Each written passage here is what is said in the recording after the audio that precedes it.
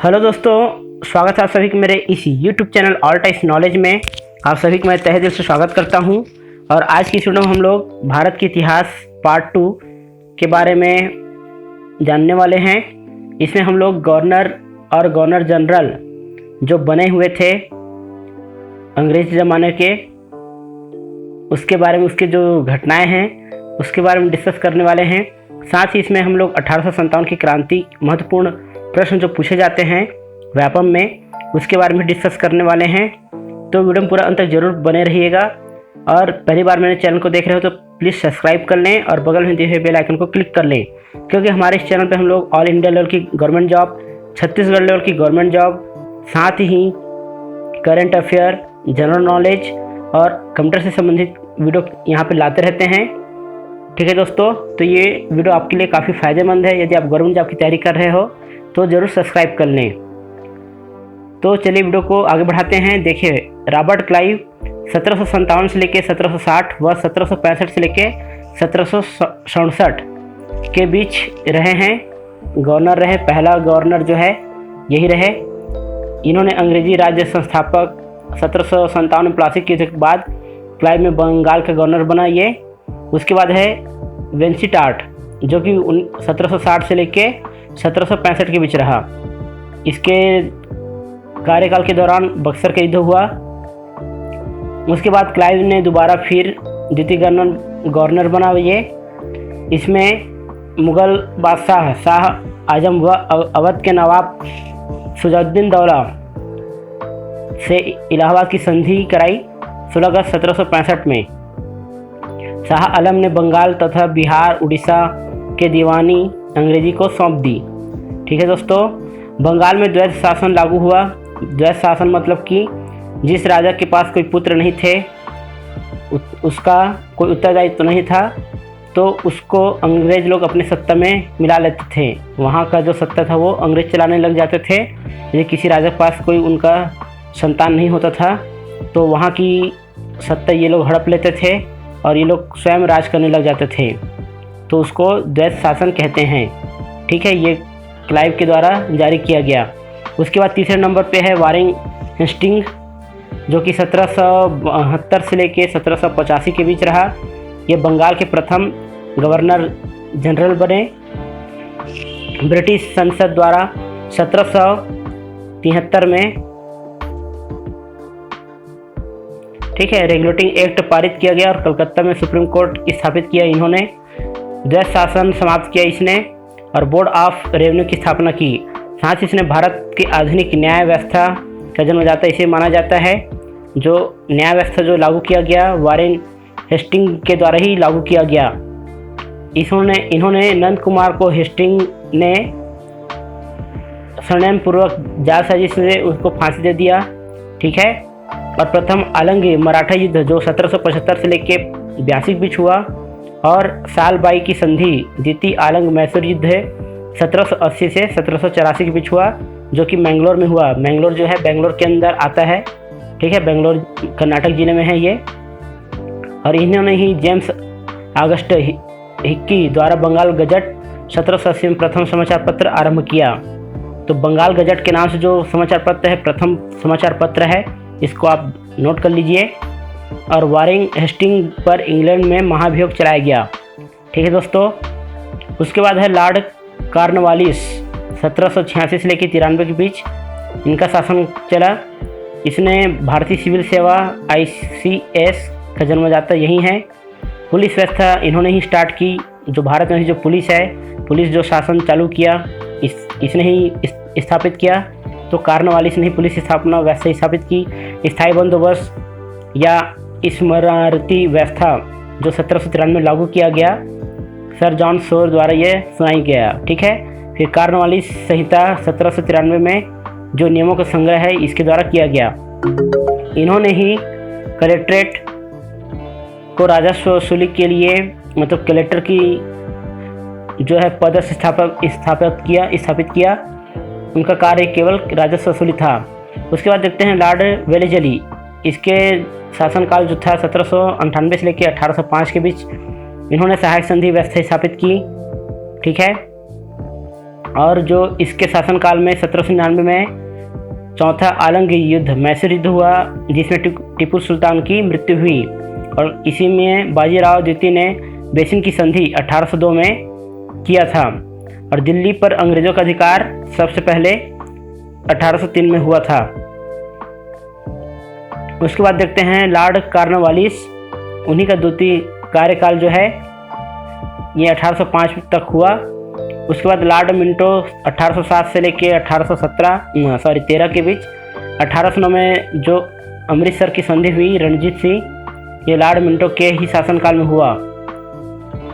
ठीक है। उसके बाद है लॉर्ड हेस्टिंग 1813 से लेके 23 के बीच हुआ। नेपाल के युद्ध 1814 से 16 के बीच इसी के बीच हुआ। सिंगरौली की संधि इसी के शासनकाल में हुआ। और पिंडारियों का दमन हेस्टिंग थॉमस के द्वारा हुआ। मराठा शक्ति का अंत जो तीसरा आरंभ मराठा युद्ध है 1817 से लेकर 1818 के बीच हुआ, जिसमें मराठा जो है पूर्ण रूप से परास्त हो गए। उसके बाद देखते हैं जॉन एडम्स 1823 तक ये रहे। इन्होंने प्रमुख प्रेस पर प्रतिबंध लगा दिया। फिर लॉर्ड एमहर्स्ट, प्रथम बर्मा युद्ध जो है इनके शासन काल में हुआ था। ठीक है। युद्ध का अंत जो है यानदेबू की संधि से हुई। उसके बाद देखते हैं ये लॉर्ड विलियम बेंटिक, जो कि काफ़ी इंपॉर्टेंट है, इससे पूछे जाते हैं क्वेश्चन है ना। 1828 से लेकर 1835 की इसके भी शासनकाल रहा। भारत के प्रथम गवर्नर जनरल यही बने। ये जो है इंग्लैंड के उदारवाद का जो हवा वहाँ बह रहा था। ठीक है। ये सब दिया हुआ है। भारतीय के उच्च पदों की नियुक्ति इसके द्वारा किया गया। मैकाले की अध्यक्षता में विधि आयोग का गठन 1834 में किया गया। सती प्रथा पर प्रतिबंध इन्होंने लगाया। 1829 में बाल वध का प्रतिबंध किया। और प्रथम मेडिकल कॉलेज कलकत्ता में जो है 1835 में स्थापित हुआ। और इसी के शासनकाल में ग्रांड ट्रक रोड पेशावर से लेकर कलकत्ता और आगरा से लेकर बम्बई के बीच मार्ग जो बनवाया गया इसी के शासनकाल में बनवाया गया। ठीक है। बेंटिक के शासनकाल में। उसके बाद है चार्ल्स मैटकॉफ 1835 में रहा। ठीक है। तो ये लॉर्ड बेंटिक काफ़ी इम्पोर्टेंट है। उसके बाद देखते हैं इसने जो है प्रेस संबंधी प्रतिबंध को फिर से हटा दिया इसने। उसके बाद है लॉर्ड ऑकलैंड, इन्होंने आधुनिक डाक प्राणी सूत्रपात किया, मतलब कि डाक विभाग स्थापित किया इन्होंने 1837 में। ठीक है। और शिक्षा के अधोगामी निस्तंभ इस सिद्धांत अपनाया। लॉर्ड एलनबरा इन्होंने दास प्रथा का उन्मूलन किया, मतलब कि समाप्त किया। फिर है लॉर्ड हार्डिंग 1840 से लेकर 1848 के बीच। प्रथम आलंग सिख युद्ध है। पहले जो आलंग था वो मराठा युद्ध था, ये सिख युद्ध है। लाहौर की संधि हुई इसमें 1845 से लेकर 46। और खोंड जनजाति उड़ीसा में प्रचलित नरबली प्रथा का अंत इसने किया। फिर है लॉर्ड डलहौजी, इसका भी काफ़ी इंपॉर्टेंट है, इससे क्वेश्चन पूछे जाते हैं। 1848 से लेकर 1856। सबसे कम उम्र का जो गवर्नर जनरल था ये लॉर्ड डलहौजी है। और सबसे प्रथम जो गवर्नर जनरल में आएगा तो लॉर्ड विलियम बेंटिक है। तो बेंटिक जो सबसे प्रथम है और सबसे कम उम्र में लॉर्ड डलहौजी है। ठीक है। साम्राज्यवादी एवं श्रेष्ठ प्रशासक इसको माना जाता है उस समय का। द्वितीय आलंग सिख युद्ध है और पंजाब का विलय इसके द्वारा हुआ। द्वितीय बर्मा युद्ध 1852 में हुआ। परिणाम स्वरूप ओलर वर्मा का विलय हुआ। हड़प नीति या गोध निषेध, इस सिद्धांत के अनुसार अधीन राज्यों को नैसर्गिक स्वाभाविक उत्तराधिकारी का अभाव के विलय कर लिया जाता था। ऐसे राजाओं के दत्तक पुत्र को उत्तराधिकारी नहीं माना जाता था। जैसे कि उस समय के राजा लोग जिनके खुद के संतान नहीं होते थे वो दूसरे के बच्चे गोद लेते थे, जिसे दत्तक पुत्र बोलते हैं, उसको ये लोग मान्य नहीं करते थे और वहाँ की शासन को ये लोग हड़प लेते थे। तो देख सकते हैं कौन कौन से जगह हड़पे हैं। तो सर्वप्रथम सतारा 1848, फिर जैतपुर, संबलपुर और झांसी 1853 में ये लोग हड़प लिए। फिर झांसी का युद्ध हुआ उसी वजह से। ठीक है। फिर डलहौजी के साम्राज्य में क्या क्या सुधार हुआ उसको देख लेते हैं। मेरठ में सैनिक केंद्र की स्थापना हुई। सेना का मुख्यालय शिमला बनाया गया। 1853 में बम्बई से थाने के बीच पहली रेल लाइन, बहुत इंपॉर्टेंट क्वेश्चन है दोस्तों, कई बार रेलवे में व्यापम में पूछा गया है ये। पहली रेल लाइन कहाँ से कहाँ चला, तो बम्बई से थाने के बीच 1853 में चला। और 1852 में, एक साल पहले, डाक तार विभाग की स्थापना हुई। प्रथम डाक टिकट जो कराची से जारी किया गया 1852 में, पेनी पोस्टेज। और प्रथम टेलीग्राफ लाइन भी इसी के शासनकाल में चालू हुआ, कलकत्ता से आगरा के बीच। और पीडब्ल्यूडी विभाग की स्थापना भी इसी के शासनकाल में चालू हुआ। और इसी शासनकाल में 2 प्रमुख विश्वविद्यालय खुले, बम्बई, कलकत्ता और मद्रास में स्थापना किए गए विश्वविद्यालयों की कॉलेज की। रुड़की में इंजीनियरिंग कॉलेज और कलकत्ता में कृषि महाविद्यालय की स्थापना किया गया। 1853 में ही बम्बई में प्रथम सूती मिल कावसजी नाना भाई के द्वारा खोला गया। और अडिसरा बंगाल में प्रथम जूट मिल 1855 में खोला गया। ये काफ़ी इंपॉर्टेंट है, इसको आप नोट कर लीजिए दोस्तों।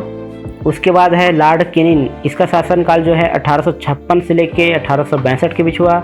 जो 1857 का विद्रोह हुआ इसी के शासनकाल में हुआ। ये बहुत पूछा जाता है कि 1857 का विद्रोह किसके शासनकाल में हुआ, तो लॉर्ड कैनिंग के, गवर्नर जनरल के हुआ। और ये जो है प्रथम वायसराय भी बने। ठीक है, भारत के प्रथम वायसराय में इसी का नाम आएगा। अब देखते हैं 1857 का विद्रोह। इसमें प्रमुख जो बातें हैं उसको देख लेते हैं। तो ये एनफील्ड राइफल के कारतूसों में गाय तथा सुअर की चर्बी प्रयोग होता था, जिसको हिंदू और मुस्लिम वर्गों ने उसका विरोध किया। ठीक है, जो उस समय जो राइफल होते थे बंदूक, उसमें कारतूस में जो गाय और सुअर की चर्बी का उपयोग होता था, तो उसको हिंदू और मुस्लिम दोनों वर्गों ने इसको विरोध किया। फिर विद्रोह जो प्रारंभ हुआ मेरठ में ही, सिपाहियों ने इनको इनकार कर दिया चलाने से। फिर 9 मई 1857 में इसको कैद की सज़ा सुनाई गई और 10 मई को इसका विरोध हुआ, जिसमें इसके खुली बगावत हो गया। फिर 11 मई को ये लोग दिल्ली पहुंचे और मुग़ल शासक बहादुर शाह जफ़र को बादशाह घोषित कर दिया गया। लेकिन अंग्रेज वध करना आरंभ कर दिए और लाल किला और दिल्ली पर अधिकार कर लिया। विद्रोह असफल रहा क्योंकि दोस्तों बहादुर शाह जफ़र ने उनका सही सहयोग नहीं मिला। और उस समय के जो मध्यम वर्गीय जो व्यक्ति थे उन्होंने भी इससे अपनी दूरी बना रखी। 1857 के विद्रोह में उन्होंने साथ नहीं दिया। जिनके पास थोड़े पैसे थे और शिक्षित थे वो लोग भी इससे दूरी बना लिए। ठीक है, ये देखते हैं विद्रोह स्थान है, उनके नेता और दमनकर्ता। तो दिल्ली में जो है बहादुर शाह जफ़र और जनरल बख्त खां जो थे उसको बर्नार्ड और हडसन ने दमन किया। कानपुर में नाना साहब और तात्या टोपे ने किया था, जिसको कैम्पबेल ने दमन किया। ये भी काफ़ी इम्पोर्टेंट है। कुंवर सिंह, इसको आप वीडियो पॉज करके देख लीजिए। कुंवर सिंह ने, वी टेलर, रानी लक्ष्मीबाई ने बाई का जो है दमन जो है हीरोज ने किया। ये काफ़ी इम्पोर्टेंट है। और फौजाबाद में मौलवी मोहम्मद उल्ला का टेलर और आयर ने किया। लखनऊ में हजरत महल और बिजरिस कादर में कैम्पबेल। इलाहाबाद में लियाकत अली को कर्नल नील ने किया। और मध्य भारत में तात्या टोपे, बहादुर बरेली खान बहादुर और मेरठ में कदम सिंह। तो इनका ये सब जो 1857 की क्रांति हुआ था उसको ये लोग दमन किए। ठीक है, फिर महत्वपूर्ण तथ्य देखते हैं। रानी लक्ष्मीबाई ग्वालियर में 17 जून 1858 को शहीद हो गई। ठीक है, 1857 में तो क्रांति स्टार्ट हुआ और 17 जून 1857 को वीरगति प्राप्त हो गई। और अंतिम युद्ध जो है हीरोज के विरुद्ध में हुआ। फिर 1857 के विरुद्ध विद्रोह में मौलवी अहमदुल्ला और शहादत खान आदि संबंध थे। बहादुर शाह जफ़र की रंगून में मृत्यु हो गई 1862 में। 1857 के विद्रोह के समय ब्रिटिश प्रधानमंत्री जो है पामस्टन था। और 1857 के विद्रोह के बाद ब्रिटिश पार्लियामेंट ने 1858 के अधिनियम पारित किया, जिसके द्वारा कंपनी का शासन समाप्त कर दिया गया। ठीक है, और बैरकपुर कलकत्ता में मंगल पांडे ने 27 मार्च 1857 को 2 अंग्रेज अफसरों की हत्या कर दी और 2 दिन बाद ठीक उनको फांसी दे दिया गया। ठीक है, मार्च में 29 मार्च को उसको फांसी दे दिया गया। और 1857 की क्रांति में अंग्रेज़ों को इसलिए दबाने सफल हो गई क्योंकि उस समय के जो राजा और जमींदार जो थे उन्होंने अंग्रेज़ों को सहयोग किया और खुद देश के साथ गद्दारी किए। इस वजह से उस समय अंग्रेज लोग जीत गए। और गालिब ने 1857 के विद्रोह को पूरा देखा है, ऐसे यहाँ पे लिखा हुआ है। और एसीचन ने 1857 के विलुप्त ये हैं। ठीक है, उसको बाद देखते हैं ये चार्ट में विद्रोह का स्वरूप क्या था। तो लॉरेंस सिले यह पूर्ण रूप से सिपाही विद्रोह था, विद्रोह का नाम है। ठीक है, जेम्स आस्ट्रम और डब्ल्यू टेलर यह अंग्रेज़ों के विरुद्ध हिंदू मुसलमानों का षड्यंत्र था। टी.आर. होज्म यह सभ्यता एक बर्बरता का संघर्ष था। बेंजामिन डिराइवली ये जो एक राष्ट्रीय विद्रोह था। R.C. मजुमदार इनके द्वारा ये सब किया गया। ठीक है, उसके बाद देखते हैं महत्वपूर्ण आदिवासी जनजाति विद्रोह। ये भी काफ़ी इंपॉर्टेंट है, इसको पूछा जाता है दोस्तों। तो सन्यासी विद्रोह जो है 1770 में हुआ, बंगाल में हुआ ये। और संथाल विद्रोह जो है 1856 से लेके 1855 से लेके 56 के बीच हुआ। राजमहल जीरम हुआ, सिद्धू और कान्हू। और अहोम जो है 1828 से लेकर 1830 असम में हुआ। खांसी विद्रोह जो है 1833 असम में हुआ, जो कि नकल्लों के राजा तितर सिंह थे। पागलपंथी जो है 1825 में उत्तरी बंगाल में हुआ। टीपू सुल्तान और कंवर शाह के भी ये सब नेता थे उस समय। और फयाजी जो है 1838 से लेकर 1857 में हुआ, फरीदपुर बंगाल में हुआ ये। और गडकरी विद्रोह जो 1844 में कोल्हापुर महाराष्ट्र में हुआ, वंशोगत की सैनिकी। और दीवानी का विद्रोह 1805 में हुआ। और मुंडा विद्रोह जो है बिरसा मुंडा के द्वारा छोटा नागपुर में किया गया 1893 से लेकर 1900 के बीच। तो आज की वीडियो में इतना ही दोस्तों। वीडियो अच्छा लगा तो वीडियो को जरूर लाइक करें तथा इसे अपने दोस्तों के साथ जरूर शेयर करें। अभी जो व्यापक एग्जाम होने वाला है, ठीक है, क्षेत्र रक्षक, क्षेत्रपाल और ज्येष्ठ संपरीक्षक, उसके एग्जाम में ये आ सकता है। वीडियो को देखने के लिए धन्यवाद।